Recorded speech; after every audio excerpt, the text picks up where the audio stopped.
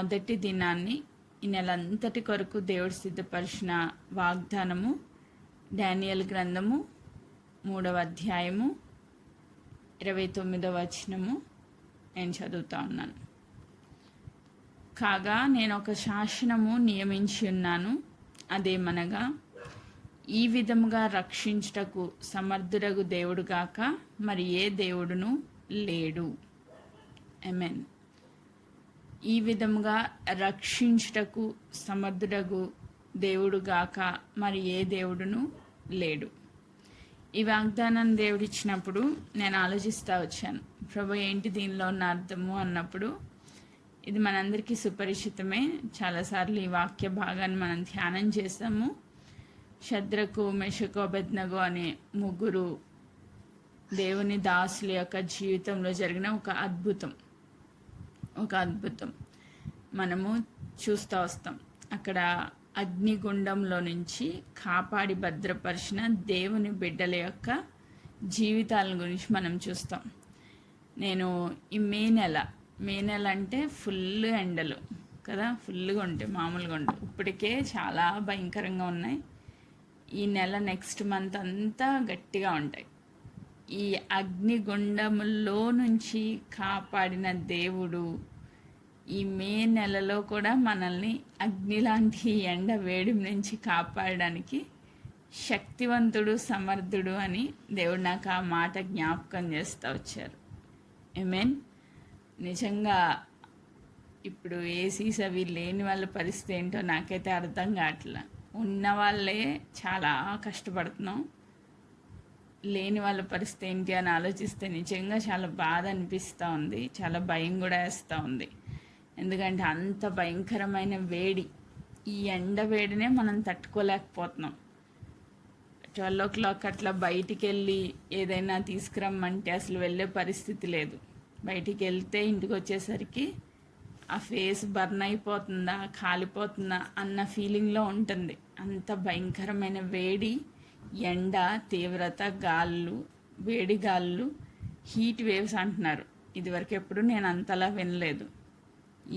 ఈ సంవత్సరం చాలా ఎక్కువగా ఉన్నాయి. సో ఇంత భయంకరమైన ఈ హీట్ నుంచి తప్పించడానికి శక్తివంతుడు, సమర్థుడు అయిన దేవుడుగా మన దేవుడు ఉన్నారని మరొకసారి నేను జ్ఞాపకం చేస్తున్నాను. ఎందుకంటే ఆ అగ్నిగుండాన్ని 7 పెంచారంట. పెంచినప్పుడు అంటే అది ఒక ఇంత ఉంటేనే వెంటనే వేగానే చనిపోతారు. అలాంటిది దాని యొక్క ఫైర్ పెంచుకుంటా వెళ్ళాడనమాట. వీళ్ళు మాట్లాడుతున్న మాటలకి రాజుకి చాలా కోపం వచ్చేసింది. వచ్చి అగ్నిగుండాన్ని ఇంకా వేడిమి చేసి దానిలో వేసినప్పుడు ఈ బిడ్డలకి ఏ హాని జరగకుండా, ఒక తల వెంట్రుక కూడా కాలిపోకుండా, అగ్ని వాసన కూడా తగలకుండా దేవుడు కాపాడి భద్రపరిచినట్లుగా అక్కడ మనం చూస్తాం. ఈ మాటను నేను జ్ఞాపకం చేసుకుని ఆలోచన చేస్తూ ఉన్నప్పుడు దేవుడు ఇంకొన్ని మాటలు కూడా నాకు జ్ఞాపకం చేస్తూ వచ్చారు. ఇదంతా దీని వెనకాల ఉన్న ఉద్దేశం ఏంటి అని కనుక మనం ఆలోచన చేస్తే, శత్రువు సాతాను దేవుని బిడ్డలను నాశనం చేయడానికి వేస్తున్న పన్నాగాలు. సాతాను పన్నాగాలు. ఇప్పుడు దేవుని బిడ్డలు ఎవరైతే పర్ఫెక్ట్గా దేవుని కొరకు నిలవబడాలని ఆశపడతారో, దేవుని వాక్యానుసారంగా జీవించాలని ఆశపడతారో, వారి జీవితాల్లో శత్రువు దాడి అనేది మనం చూస్తూ ఉంటాం కదా. ఇప్పుడు డానియేల్ గారి జీవితంలో అయి ఉండొచ్చు, షద్రకు, మెషకు, అబేద్నగో గారి జీవితంలో అయి ఉండొచ్చు. మరి ఇంకా చాలామంది బానిసలుగా వచ్చారు. వాళ్ళు ఎవ్వరికీ ఎన్ని కష్టాలు రాలా. ఓన్లీ వీళ్ళ నలుగురికి ఎందుకు వచ్చినాయి? వీళ్ళ నలుగురే పక్కా పర్ఫెక్ట్గా దేవుని సన్నిధిలో వాక్యానుసారంగా నిలవబడ్డారు. కాబట్టి వీళ్ళ జీవితంలో వీరిని నాశనం చేయాలని సాతాను వేసిన పన్నాగాలు. మొదటి మాట దేవుడు మనకి వాగ్దానంలోంచి గుర్తు చేస్తుంది ఏంటి అంటే, శత్రు పన్నాగాల నుంచి రక్షించుటకు సమర్థుడగు దేవుడు. ఆమేన్. శత్రువు ఎంత దాడి చేస్తూ వచ్చాడంటే వారి ప్రాణాలకే ప్రమాదం తీసుకొచ్చే అంత దాడి చేశాడు. డానియల్ అన్న సింహాల బోన్లో వేయడానికి ముఖ్యమైన రీజన్ ఏంటి? ఆయన చంపేయాలని. ఈ శద్రకు మెషక అబేద్నెగోలను కూడా కంప్లీట్గా తుడిచివేయాలి అని చెప్పి శత్రు వేసిన పన్నాగాల నుంచి దేవుడు విడిపించుటకు, రక్షించుటకు సమర్థుడు అని మనం ఇక్కడ చూస్తూ ఉన్నాం. ఈ డానియల్ గారి జీవితంలోని, శద్రకు మెషక అబేద్నెగోల జీవితంలోనే కాదు, మనం ఇంకా ధ్యానం చేస్తూ వెళ్తే మొర్దెకాయ్ జీవితంలో కూడా మనం చూస్తాం. ఆయన కూడా పర్ఫెక్ట్గా దేవునికి తప్ప వేరే ఎవ్వరికి మొక్కను అని నిలవబడ్డాడు. ఆయన జీవితంలో హామానుకి చాలా కోపం వచ్చిందంట. ఎందుకంటే సాతాను సంబంధిగా ఉన్నాడు కాబట్టి నాకెందుకు మొక్కడు అని చెప్పి కోపం వచ్చి ఈయనొక్కడనే కాదు, మొత్తం ఇలా జాతి మొత్తాన్ని తుడిచిపెట్టేయాలని ఒక పెద్ద ప్లాన్ వేశాడు హామాన్. ఒక ఉరికొయ్య చేపించాడు, మొత్తము సంస్థానాలన్నింటికి పత్రికలు పంపించాడు, మొత్తం తుడిచేయాలని ఒక ప్లాన్ చేశాడు. కానీ మన దేవుడు ఆ శత్రు శేషాన్నంతటినీ నాశనం చేయడానికి, దేవునికి విరోధులను మొత్తం నాశనం చేయడానికి, వాడు ఏదైతే రోజు నిర్ణయించాడో అదే రోజు శత్రు శేషాన్ని నాశనం చేయడానికి ఆ ప్లాన్ని రివర్స్ చేశారు. ఐ మీన్ అంటే ఇదంతటి నుంచి మనం నేర్చుకోవాల్సిన ఒకే ఒక పాఠం ఏంటి అంటే, నీ జీవితంలో, నా జీవితంలో శత్రు పన్నాగాల్ని సమూలంగా నాశనం చేసి మనల్ని రక్షించుటకు సమర్థుడగు దేవుడు. ఐ మీన్ ఈ నెలలో మరి శత్రువు ఎలా దాడి చేస్తాడో నాకు తెలీదు నీ మీద, రైట్? వాగ్దానం వచ్చిందంటే ఖచ్చితంగా నెరవేర్పు కూడా ఉంటుంది. అయితే మీరు గుర్తుపెట్టుకోవాల్సింది ఏంటి? సాతాను ఎలాంటి దాడి నీ మీదకి తీసుకొచ్చినా నిన్ను రక్షించుటకు సమర్థుడగు దేవుడు నీతో ఉన్నారు. ఇది గుర్తుపెట్టుకోవాలి. ఈ నెలలో శత్రువు ఎలా దాడి చేసినా, ఏ రూపంలో దాడి చేసినా నిన్ను రక్షించుటకు సమర్థుడగు దేవుడు నీతో ఉన్నారు. ఐ మీన్ ఒక సాతాను ఒక విధంగానే దాడి చేస్తారంటే అనేక రకాలుగా దాడి చేయొచ్చు. మనము మత్తయి సువార్త 8వ అధ్యాయానికి వచ్చేసరికి యేసుక్రీస్తు ప్రభువారు ఆయన ఈ లోకానికి వచ్చి చేసిన పరిచర్యలో మత్తయి సువార్త 8వ అధ్యాయము అంతవరకు కొండ మీద ప్రసంగాన్ని మనం చూస్తాము. తర్వాత ఆయన పరిచయం మొదలుపెట్టినప్పుడు ఆయన మొట్టమొదటిగా అక్కడ 8వ అధ్యాయం మొదటి 4 వచనాల్లో మనం ఒక కుష్టి రోగిని చూస్తాం.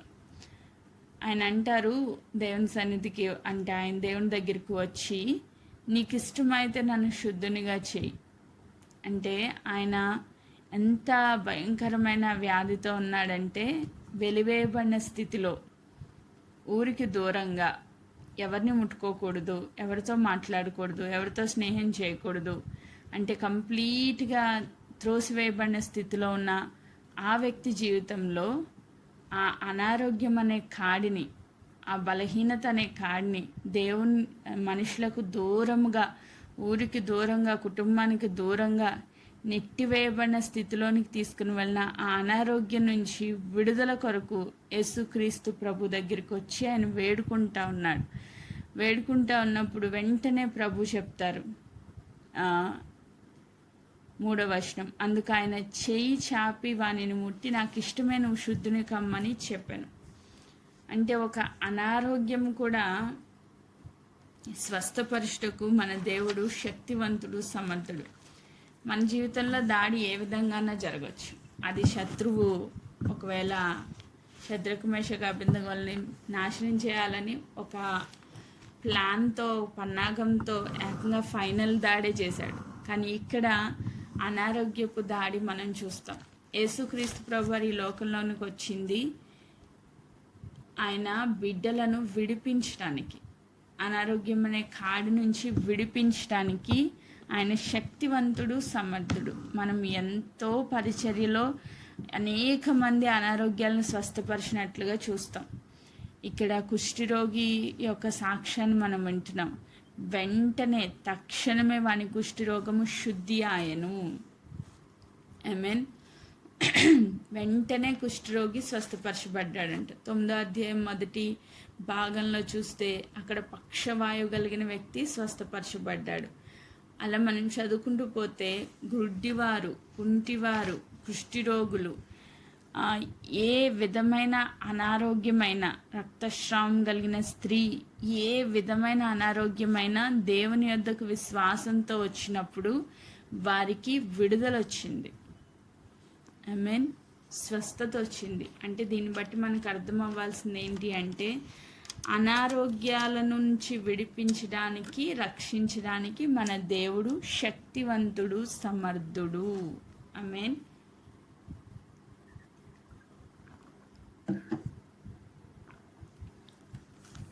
ఈరోజు మన జీవితంలో ఏదైనా అనారోగ్యము నన్ను బాధిస్తూ ఉంటే, ఈ సాతాను యొక్క దాడిలో ఈ చివరి దినాల్లో ఎక్కువగా అనారోగ్యాల నుంచే మనల్ని సఫర్ చేస్తూ ఉన్నాడు.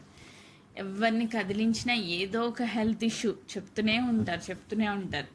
అమ్మ ఇది బాగాలేదు, అది బాగాలేదు, ఆ ప్రాబ్లం, ఈ ప్రాబ్లం అని. ఈ అనారోగ్యపు దాడి నుంచి విడిపించుటకు మన దేవుడు శక్తివంతుడు, సమర్థుడు. ఒక కుష్ఠరోగిని బాగు చేసిన దేవుడు నీ రోగాన్ని బాగు చేయలేడా? ఖచ్చితముగా చేయగలడు. ఆయన శక్తివంతుడు, సమర్థుడు. ఆమేన్. ఒక మంచం పట్టి లేవలేని స్థితిలో ఉన్న, ఒక అనారోగ్యంతో పడి ఉన్న స్థితిలో ఉన్న ఒక వ్యక్తిని, పక్షవాయువు కలిగిన వ్యక్తిని స్వస్థపరిచిన దేవుడు నన్ను స్వస్థపరచలేడా అంటే ఖచ్చితంగా స్వస్థపరచటకు ఆయన శక్తివంతుడు, సమర్థుడు. నువ్వు విశ్వాసం ఉంచి దేవుని పాదాలు పట్టుకొని విశ్వాసంతో దేవుని అడిగినప్పుడు ఖచ్చితంగా నీకు స్వస్థత కలుగుతుంది. ఆమేన్. ఒకవేళ పాపం చేసిన వ్యక్తి అయితే ఆ పాపాలు ఒప్పుకొని విడిచిపెట్టి దేవుని సన్నిధికి వచ్చి ఆయన అర్థించినప్పుడు నిశ్చయముగా దేవుడు నిన్ను రక్షించుటకు సమర్థుడు, శక్తివంతుడు. శద్రకు, మేషకు, అబేద్నెగోల జీవితంలో అంత గొప్ప రక్షణ చూడడానికి మూలం ఏంటి అంటే, వారు దేవుని సన్నిధిలో పర్ఫెక్ట్గా నిలవబడ్డారు. ఆయన వాక్యానుసారంగా నిలవబడ్డారు. విగ్రహారాధన చేయకూడదు, ఏ వ్యక్తికి మొక్కకూడదు. అది దేవుని ధర్మశాస్త్రంలో మొదటి ఆజ్ఞలోనే మనకు కనబడుతుంది. మీ దేవుణ్ణే పూజించాలి, మీ దేవుణ్ణి మాత్రమే సేవించాలి. సో ఆ మొదటి ఆజ్ఞకు వారు లోబడ్డారు కాబట్టి దేవుని సన్నిధిలో వారికి ఏమొచ్చిందంట? గొప్ప క్షేమాన్ని దేవుడిచ్చారు. చనిపోయే పరిస్థితి, అగ్నిగుండంలో పడిన వ్యక్తి బయటికి ఎట్టి పరిస్థితిలో రాడు. ఒకవేళ అక్కడే మనం ఉంటే మనం ఏమని ఆలోచిస్తామంటే, అమ్మో చరిత్ర మొత్తంలో ఎక్కడ ఎవరైనా ఈ అగ్నిగుండాల్లో పడేస్తే బయటకు వచ్చినట్టు ఎక్కడైనా ఉందా? అసలు న్యాచురల్గా అది జరగదు కాబట్టి మనం కూడా రక్షణ పొందలేము. మనం దాంట్లో పడితే కాలి చనిపోతాం కాబట్టి ఒక్కసారికి కాంప్రమైజ్ అయిపోదాం అనుకుంటాం. కానీ కాంప్రమైజ్ అవ్వకుండా దేవుని కొరకు వాళ్ళు స్టాండ్ అయ్యారు కాబట్టి వాళ్ళ జీవితాల అద్భుతమైన రక్షణ, విడుదల కార్యాన్ని చూశారు. ఈ దినాన్ని అనారోగ్యాల్లో ఉన్న వారిని కూడా దేవుడు స్వస్థపరచటకు ఆయన శక్తివంతుడు, సమర్థుడు. అయితే 99% అనారోగ్యాలకు మూలము మన పాపమే. 99%. 1% దేవుడి యొక్క పరీక్షలు ఏమైనా ఉంటే ఉండొచ్చు. 99% అనారోగ్యాలకి మూలము మన పాపమే.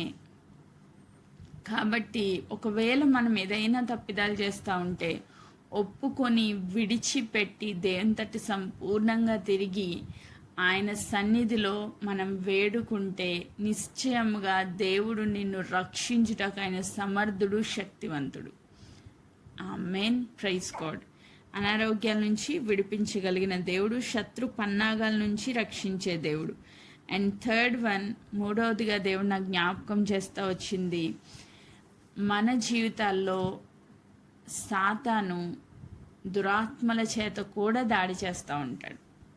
దురాత్మలు యేసుక్రీస్తు ప్రభువారు ఈ లోకంలోనికి వచ్చిన పరిచర్యలో, ఆయన చేసిన పరిచర్యలో దెయ్యాల నుంచి అనేక మందిని విడిపించారు. మీన్ దెయ్యం అంటే మా ఇంట్లో ఎక్కడ మాకు దెయ్యాలు లేవండి, మేము అసలు ఆ దెయ్యాల దాడిలో లేము అని మీరు అనుకోవచ్చు. కానీ మనకి తెలియకుండానే మనకి అది ఆ సాతాను యొక్క దురాత్మ యొక్క దాడి అని తెలియకుండానే సాతాను చాలా విసిగిస్తూ ఉంటాడు. అప్పటి వరకు మనం ప్రశాంతంగా నవ్వుతూ సంతోషంగా ఉన్న కుటుంబంలో సడన్గా అసలు ఏముండదు, చిన్న రీజన్ కూడా లేకుండా ఊరికే ఒకళ్ళు కోపంతో ఊగిపోవడం, సడన్గా ఆ వాతావరణం అంతా మారిపోవడం, సడన్గా ఫైర్ అయిపోవడం, గొడవ అయిపోవడం, ఇలాంటివి మనం రెగ్యులర్గా మన డైలీ లైఫ్లో చూస్తూ ఉంటాం.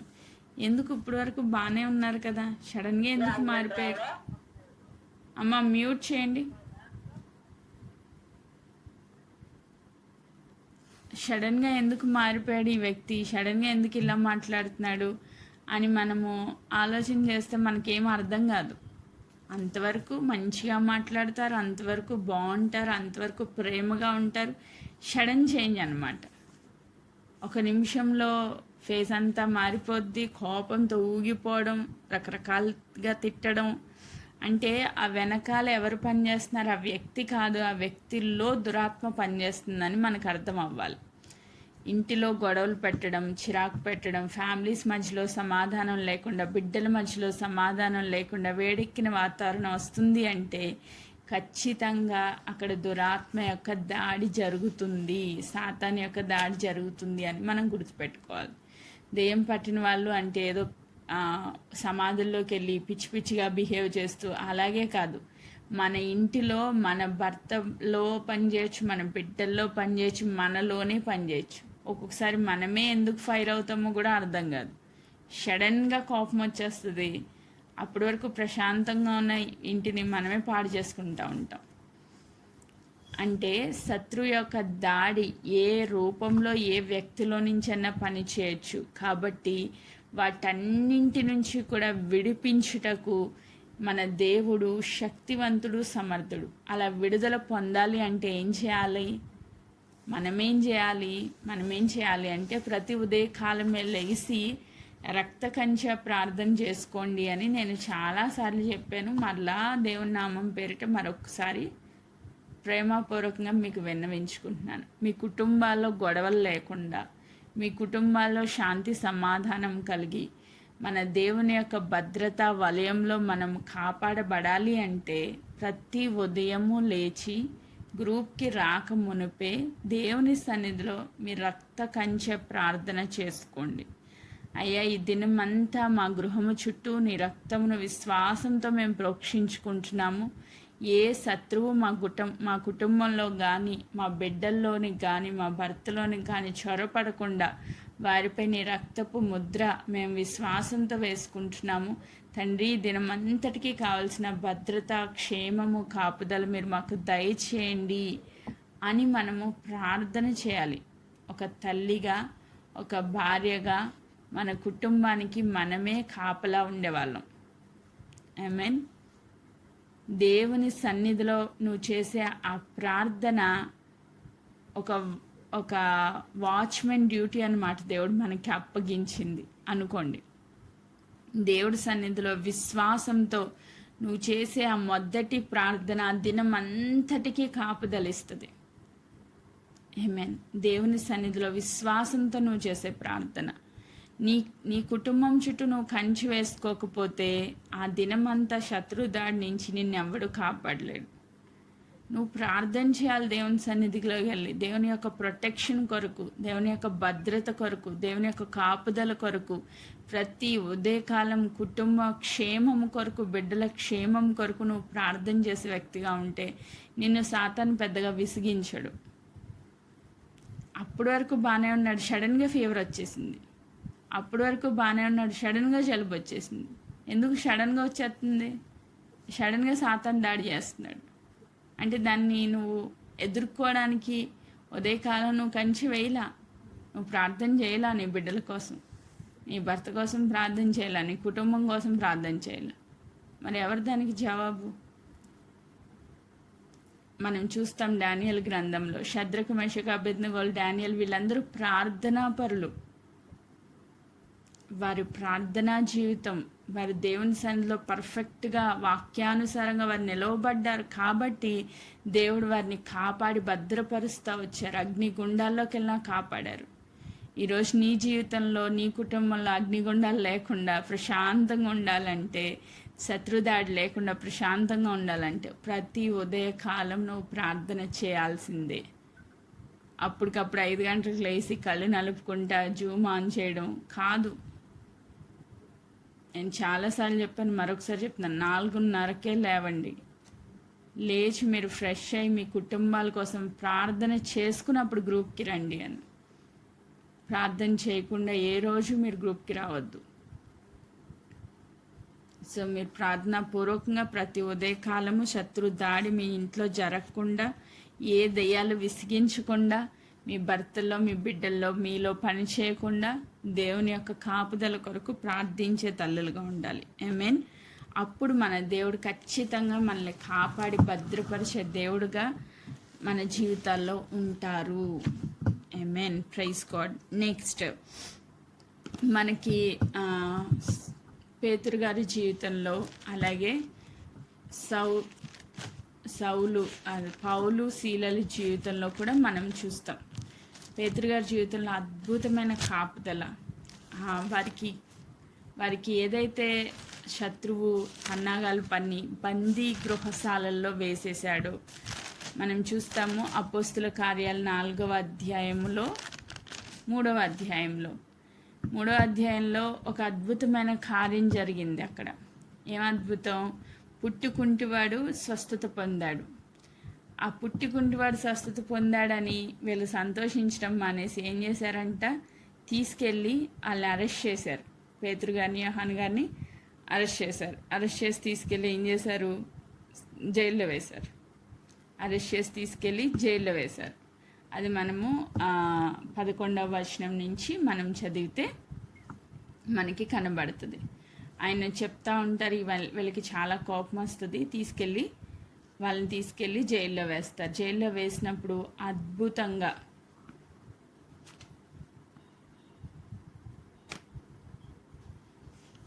అక్కడ దేవదూతను పంపించి విడిపించినట్లుగా మనం చూస్తాం.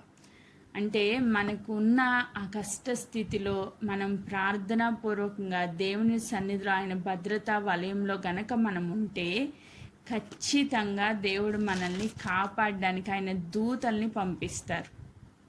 ఆమేన్. ఆయన దూతల్ని పంపిస్తారు మనల్ని కాపాడడానికి. పేతురు గారి జీవితంలో 2 సందర్భాల్లో కూడా మనం చూస్తాం. వాళ్ళు తీసుకెళ్ళి జైల్లో వేసిన దేవుని యొక్క దూతల్ని పంపించి వాళ్ళని ఆశ్చర్యంగా విడిపిస్తారు. రేపొద్దున్న చనిపోతున్నాడు అని చెప్పినా సరే ఆయన ప్రశాంతంగా జైల్లో నిద్రపోతూ ఉన్నప్పుడు దూత వచ్చి తట్టి లేపి బయటికి తీసుకొచ్చి ఆ పక్షంలోనికి తీసుకొచ్చి విడిచి వెళ్ళినట్లుగా కూడా మనం చూస్తాం. సో సాతాను యొక్క దాడిని ఎదుర్కోవడానికి, శత్రు దాడిని ఎదుర్కోవడానికి, బంధకాల్లో నుంచి విడుదల పొందడానికి ఎల్లప్పుడూ ఆయన దూతల యొక్క భద్రతా వలయం మన చుట్టూ ఉంటుంది. ఆమేన్. Praise God. ఈ దినాన్ని మనల్ని రక్షించుటకు, విడిపించుటకు సమర్థుడైన దేవుడు నీకున్న బంధకాల్లో నుంచి కూడా విడుదల పొందించడానికి ఆయన శక్తివంతుడు, సమర్థుడు. నువ్వు ఏ బంధకాల్లో బంధించబడి ఉన్నా సరే, ఇప్పుడు సాతాను యొక్క దాడి వాళ్ళ జీవితాల్లో జైల్లో తీసుకెళ్ళి పెట్టేశారు. దేవుని వాక్యం ప్రకటించకూడదని, దేవుని పరిచర్య చేయకూడదని, వీళ్ళని చంపేయాలని రకరకాల ప్లాన్స్ వేసుకుని సాతాను తీసుకెళ్ళి వీళ్ళని జైల్లో వేశారు. జైల్లో వేస్తే దేవుడు విడిచిపెట్టేశాడా? విడిచిపెట్టలేదు. ఆ బంధకాల్లో నుంచి ఆశ్చర్య రీతిగా దేవుడు విడిపించారంట. పౌలు శీలల దగ్గర చూస్తాం, అక్కడ భూకంపం కలిగి వాళ్ళకున్న సంఖ్యలన్నీ తెగి పడిపోయినట్లుగా మనం చూస్తాం. వాళ్ళు దేవుని ఆరాధిస్తూ ఉన్నప్పుడు, ఆ కష్ట స్థితిలో కూడా దేవుని ఆరాధిస్తూ ఉన్నప్పుడు, దేవుని సన్నిధిలో పాటలు పాడి దేవుని స్తుతిస్తూ ఉన్నప్పుడు అక్కడ ఒక భూకంపం వచ్చినట్లుగా మనం చూస్తాం. అంటే భూమి కదిలింది. సో దేవుని సన్నిధిలో నువ్వు ఎప్పుడైతే ఏ స్థితిలో ఉన్న దేవుని ఆరాధించుకుంటూ వెళ్తావో, దేవుని సన్నిధిలో ఆయనతో అంటుకట్టుబడి ఉంటావో, దేవుని స్తుతించే వ్యక్తిగా ఉంటావో, నీ జీవితంలో ఉన్న బంధకాలను విడిపించుటకు ఆయన శక్తివంతుడు, సమర్థుడు. ఒక్కొక్కరి లైఫ్లో ఒక్కొక్క పరిస్థితి ఉండొచ్చు. అందరికీ అన్నీ ఒకేలా ఉండవు. ఒకరికి అనారోగ్యం ఉండొచ్చు, ఒకరికి బంధకాలు ఉండొచ్చు, ఒకరికి శత్రు దాడి ఉండొచ్చు, ఒక్కొక్కరికి అగ్నిగుండాలే ఉండొచ్చు. చెప్పలేం ఎవరు ఏ సిచ్యువేషన్స్లో ఉన్నారో నాకు తెలీదు. కానీ రాత్రికాలం నేను ప్రార్థన చేస్తూ వచ్చినప్పుడు దేవుడు ఈ పాయింట్స్ అన్ని మాట్లాడుతూ వచ్చారు. నేను ఏ స్థితిలో ఉన్నా విడిపించుటకు శక్తివంతుని సమర్థునని దేవుడు మనకి సెలవిస్తూ ఉన్నారు. ఈ నెలలో మరి నువ్వు ఏ స్థితిలోకి వెళ్ళినప్పటికీ మనం చేయాల్సిన పని ఏంటి అంటే విశ్వాసముతో దేవుని సన్నిధిలో ఆయన వాక్యానుసారంగా నిలవబడినప్పుడు ప్రార్థన ద్వారా ప్రతి ఒక్కదాన్ని మనం జయించడానికి మన దేవుడు మనల్ని విడిపించడానికి శక్తివంతుడు, సమర్థుడు, రక్షించుటకు శక్తివంతుడు, సమర్థుడు. ఈ మాట మాత్రం మనం గుర్తుపెట్టుకోవాలి. ఈ విధంగా రక్షించుటకు సమర్థుడకు దేవుడు తప్ప మరి ఏ దేవుడు లేడు. ఆమేన్. చాలామంది బిడ్డల అనుకుంటారు ఏవో ఎక్కడెక్కడో తిరిగితే ఆశీర్వాదం వస్తుందో, లేకపోతే ఎక్కడెక్కడికో వెళ్తే అవన్నీ మోగ విగ్రహాలు. వాటి వల్ల మనకి ఏ ఉపయోగం లేదు. కానీ మన దేవుడు ఎవరు అంటే జీవము గల దేవుడు. ఆమేన్. సజీవుడు. ఆమేన్. ఇంకొక మాట కూడా దేవుడు నాకు జ్ఞాపకం చేస్తూ వచ్చారు. ఆయన ప్రియుల జీవితాల్లో మరణం వస్తే వదిలేశారా? యోహాను సువార్తలో మనకి లాజర్ స్టోరీ చూస్తాం. ఆయన చాలా ప్రేమించిన వ్యక్తి. ఆ వ్యక్తి జీవితంలో మరణం వచ్చింది. ఆ కుటుంబంలో పెద్ద శోకం వచ్చింది. దేవుడు విడిచిపెట్టారా అంటే, ఒకవేళ నీ జీవితంలో మరణమే సంభవించినా కూడా దేవుడు విడిచిపెట్టే దేవుడు కాదు. చాలామంది బిడ్డల్ని మరణంలో నుంచి కూడా దేవుడు లేపారు. ఈరోజు ఒకవేళ ఫిజికల్గా వాళ్ళని కనిపించకపోవచ్చు, ఒక రోజున వారిని దేవుని యందు విశ్వాసం ఉంచితే ఆయన మరణంలో నుంచి జీవంలోనికి వారిని దాటించి ఉన్నారు. మనం వాళ్ళని కలుసుకుంటాం. ఒక శుభ నిరీక్షణ కలిగి ఈ లోకంలో జీవించడానికి దేవుడు మనకిచ్చిన ఆ గొప్ప విడుదల. ఆయన మరణం పొందుకొని మనకి జీవాన్ని ఇచ్చారు. ఆమేన్. ఈరోజు మనం సేవిస్తున్న దేవుడు ఆయన మరణించి మన కొరకు మనకి నిత్య జీవాన్ని ఇచ్చారు. తన ప్రియులను తన యొద్ద ఉంచుకోవాలని ఆయన చేసిన గొప్ప కార్యాన్ని మనం జ్ఞాపకం చేసుకుంటూ, మన జీవితంలో ఎవరైనా ప్రియులను కోల్పోయినా, ఒకవేళ అలాంటి పరిస్థితుల్లోకి వెళ్ళినా విశ్వాసంతో మనం ప్రార్థించవచ్చు.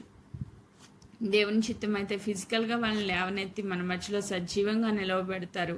ఒకవేళ దేవుని చిత్తం కాదు అని తీసుకుని వెళ్ళారు, కానీ ఒక దినాన్ని ఖచ్చితంగా వాళ్ళని మనం చూస్తాం. ఆమేన్. ఈ హోప్ దేవుడు మనకి ఇచ్చారు. ఈ శుభ నిరీక్షణ దేవుడు మనకి ఇచ్చారు. ఆమేన్. Praise God. నువ్వు నమ్మితే దేవుని మహిమను చూస్తావు అంటారు అక్కడ మార్తతో. నువ్వు నమ్మితే దేవుని మహిమను చూస్తావు. నమ్మకం, విశ్వాసం ఈరోజు మనం దేవుని పైన కలిగి ఉండాలి. ఆమేన్. దేవుని మహిమను మనం చూడాలి. దేవుని యొక్క గొప్పతనాన్ని ఈ లోకానికి మన ద్వారా ప్రకటించబడాలి. శద్రకు, మేషకు, అబేద్నెగోలు దేవుని సన్నిధిలో నిలవబడ్డ కారణాన్ని బట్టి నెబుకద్నెజర్కి దేవుని యొక్క మహిమను బయలుపరచబడ్డం జరిగింది. ఆ రాజు దేవుని మహిమను చూశాడు కాబట్టి ఆ రాజ్య అధికారం అంతా ఆయన చేతిలో ఉంది. ఆయన డిక్లేర్ చేస్తూ వచ్చాడు, ఈ విధంగా రక్షించుటకు సమర్థుడకు దేవుడు తప్ప మరి ఏ దేవుడు లేడు. ఆయన డిక్లేర్ చేస్తూ వచ్చాడు. అంటే అక్కడ స్టాండ్ అయిన బిడ్డల్ని బట్టి దేవుని మహిమ బయలుపరచబడింది. ఇక్కడ లాజర్ లేపబడ్డాన్ని బట్టి దేవుని మహిమ బయలుపరచబడింది. పస్కా రోజున అక్కడున్న జన సమూహం అంతా యేసుక్రీస్తు ప్రభు కన్నా ఎక్కువగా ప్రభు లేపిన లాజర్ని చూడడానికి వచ్చారంట. అంటే ఒక వ్యక్తి ద్వారా దేవునికి ఎంత మహిమ వచ్చింది. నీ జీవితంలో మరణకరమైన పరిస్థితులైన దేవుడు నిన్ను స్వస్థపరిచి లేపినప్పుడు నీ ద్వారా దేవుని నామానికి గొప్ప మహిమ కలుగుతుంది. ఆమేన్. Praise God. నీ జీవితంలో దేవుడు చేసిన కార్యాలను బట్టి దేవుని నామానికి ఏం రావాలి? మహిమ రావాలి. ఆమేన్. ఈ విధంగా రక్షించుటకు సమర్థుడకు దేవుడు తప్ప మరి ఏ దేవుడు లేడు. అన్యజనులు ఒప్పుకోవాలి వారి నోటితో. మన జీవితంలో జరిగే కార్యాలను బట్టి, విడుదలను బట్టి, స్వస్థతను బట్టి అద్భుతాలను బట్టి అన్య జనులు ఒప్పుకోవాలి దేవుని యొక్క గొప్పతనాన్ని. ఆమేన్. అట్టి కృప దేవుడు మనకి అనుగ్రహించును గాక. నెక్స్ట్ లాస్ట్ అండ్ ఫైనల్ ఇంకొక మాట జ్ఞాపకం చేస్తాను. మనల్ని శత్రు పన్నాగాల నుంచి రక్షించే దేవుడు అని మనం ధ్యానం చేసాం. నెక్స్ట్ అనారోగ్యాల నుంచి విడిపించే దేవుడు అని ధ్యానం చేసాం. దెయ్యాలు అంటే సాతాను యొక్క దాడి, అపవిత్రాత్మల యొక్క దాడి నుంచి విడిపించే దేవుడు అని మనం ధ్యానం చేసాం. బంధకాల్లో నుంచి విడిపించే దేవుడు అని మనం జ్ఞాపకం చేసుకున్నాం. మరణంలో నుంచి సహితం విడిపించగలిగిన దేవుడు. ఆమేన్. ఫైనల్గా మనల్ని సమృద్ధిగా పోషించే దేవుడు. ఆమేన్. 5 రొట్టెలు 2 చిన్న చేపలు 5,000 మందికి పంచిపెట్టిన దేవుడు. ఈరోజు దేవుని నమ్ముకున్న బిడ్డల జీవితాల్లో సింహపు పిల్లలైన ఒక సింహము ఒక అడవికి రాజు అయినప్పటికీ సింహం యొక్క పిల్లలైన లేమిగలవై ఆకలి కొనును కానీ యెహోవాను ఆశ్రయించే వారికి ఏ మేలు కొదువై ఉండదు. ఆమేన్. దేవుని సన్నిధికి వచ్చిన మనల్ని పోషించే దేవుడు, రక్షించే దేవుడే కాదు పోషించే దేవుడు కూడా. ఆమేన్. సో షద్రకు మెషకు అబేద్నెగోలు డానియేల్ జీవితంలో చూస్తే వాళ్ళు బానిసలుగా పట్టబడిన వ్యక్తులు, అంటే ఇంకొక రాజ్యంలో దాసులుగా ఉన్నారు. యోసేపు జీవితంలో కూడా చూస్తాం, అన్య రాజ్యంలో ఒక దాసుడుగా ఉన్నారు. దాసుడు పొజిషన్ నుంచి అధికారిగా దేవుడు చేశారు. వాళ్ళనే ఒక రోల్ మోడల్గా చేసేసారు. ఎలా దేవుడు అంతగా వాళ్ళని ఆశీర్వదించి పోషించారు అంటే వారు దేవుని సన్నిధిలో నమ్మకంగా నిలవబడ్డారు. ఆమె నమ్మకమైన వానికి మెండైన దీవెనలు అంట. మెండైన దీవెనలు. ఈరోజు నువ్వు దేవుని సన్నిధిలో నమ్మకంగా ఉంటే, వాక్యానుసారంగా ప్రార్థనాపూర్వకంగా నీ జీవితాన్ని కట్టుకోగలిగితే నీ నమ్మకత్వాన్ని దేవుడు ఎప్పుడు కనపరుస్తారు. దేవుడు నిన్ను పోషిస్తారు, దేవుడు నిన్ను విడిపిస్తారు, దేవుడు నిన్ను స్వస్థపరుస్తారు. దేవుని యొక్క నామం నీ ద్వారా మహిమపరచబడుతుంది. ఆమేన్. ఈ నెలంతటికి ఈ విధంగా రక్షించుటకు సమర్థుడకు దేవుడుగా మన దేవుడు మన జీవితాల్లో, మన కుటుంబాల్లో, మన పరిచర్యలో ఉండునుగాక. దేవుడి వాగ్దానాన్ని దీవించి ఆశీర్వదించునుగాక. ఆమేన్.